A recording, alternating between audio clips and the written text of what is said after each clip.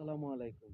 তো যারা অনলাইন জগতে কিছুটা কানেক্টিভিটি আছে তারা অনেকটা খবর জানার কথা ভারত এবং বাংলাদেশ সম্পর্কে। দীর্ঘদিন ধরে ভারতীয় রিপাবলিক বাংলা সহ একাধিক চ্যানেল বাংলাদেশের নামে বিভিন্ন কুৎসা রটনা করে যাচ্ছিল। তাদের খাদ্যপণ্য রপ্তানির উপর নিষেধাজ্ঞা দেওয়ার জন্য বা বাংলাদেশে যাতে কোনো প্রকার ভিসা না দেওয়া হয় সেই বিষয়ের উপর বিভিন্ন মানে কি নিষেধাজ্ঞা দেওয়ার জন্য বিভিন্ন টিভি চ্যানেল বলে যাচ্ছিল। তার পরিপ্রেক্ষিতে বাংলাদেশে ভারত কিন্তু পেঁয়াজ আলু রপ্তানি বন্ধ করে দিয়েছিল এবং গাড়ির যন্ত্রাংশ রপ্তানি বন্ধ করে দিয়েছিল।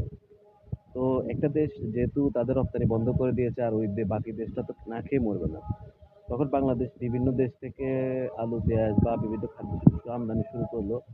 চীন থেকে বা রাশিয়া থেকে পাকিস্তান থেকে তুরস্ক থেকে মানে যে যে দেশগুলো থেকে পাচ্ছিল প্রত্যেকটা দেশ থেকে খাদ্য আনা শুরু করলো। ঠিক আছে। তো আপনারা তো হয়তো মহাদেশের কথা জানার কথা, রিপাবলিক বাংলার সাংবাদিক মহাদেশ আর কি, যার বাংলাদেশ বিষয়ে সবথেকে বেশি চুলকানি। মানে বাংলাদেশ নিয়ে ওই যতটা চিন্তা করে আমাদের মনে হয় বাংলাদেশের মানুষ অতটা চিন্তা করে না। বাংলাদেশের যে অভ্যুত্থান পরবর্তী বিভিন্ন বিষয় নিয়ে তার যে উপস্থাপনা ছিল সেগুলো তো আপনারা সবাই কম বেশি জানেন। কারণ যে পাগলামিটা সে করে সাংবাদিকের নাম নিয়ে যে সাংঘাতিক আলোচনাগুলো সে করে সেগুলো সবারই জানা। তো যে কথা মূল কথা সেটা হচ্ছে ভারত হচ্ছে শক্তের বক্তা নরমের জল। এতদিন ধরে রপ্তানি বন্ধের বিভিন্ন কথা ময়ূর বলতেছিল। গতকাল বা সম্ভবত তার আগের দিন তার একটা টক শোতে বলতেছিল, মানে বিশ্লেষণ দেখাচ্ছিল বাংলাদেশ কোন দেশ থেকে পণ্য আনতে কত সময় লাগতে পারে, এরকম একটা রিপোর্ট সে দেখাচ্ছিল। বা চীন থেকে পণ্য বিভিন্ন দেশে বাংলাদেশে আসতে 14 দিন সময় লাগে সেটা দেখাচ্ছিল। আবার পাকিস্তান থেকে কতদিন সেটা দেখাচ্ছিল, তুরস্ক থেকে কতদিন খাদ্য আসতে লাগে সেটা দেখাচ্ছিল। পরে বাংলাদেশি এক মানে আছে শ্রোতা ছিল যার সাথে এই কথাগুলো বলতেছিল। পরে উনি বলতেছে, দেখো বাইরে থেকে এতদিন লাগে, তোমাদের কি লাগে?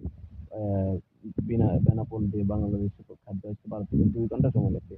আলু লাগবে, পেঁয়াজ লাগবে, ডিম লাগবে, কি কি লাগবে সব আমরা দিচ্ছি, পানি লাগবে আমরা দিচ্ছি, সব আমরা দিচ্ছি। অথচ এই ময়ূর বসু কিন্তু কিছুদিন আগে বাংলাদেশের সব প্রকার রপ্তানি বন্ধের জন্য কিন্তু উঠে পড়ে লেগেছিল। মানে সবচাইতে বাংলাদেশে রপ্তানি বন্ধের জন্য কেউ যদি ভূমিকা পালন করে সে ময়ূর ঘোষ, ময়ূর রঞ্জন ঘোষ, আরেকটা হচ্ছে শুভেন্দু অধিকারী। তো যেহেতু বাংলাদেশে তো বিভিন্ন দিক থেকে খাদ্যের ব্যবস্থা করতেছিল, তখন সে বুঝতে পারলো যে না, এভাবে আর দেশেরই ক্ষতি হবে। এখন কি কি লাগবে এগুলা জিজ্ঞেস করতেছিল। ঠিক আছে।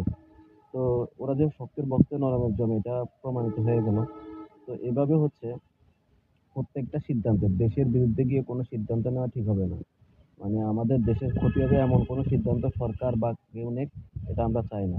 সঠিক সিদ্ধান্ত নিলে অবশ্যই তার সুফল আসবে ইনশাআল্লাহ। সবাইকে ধন্যবাদ।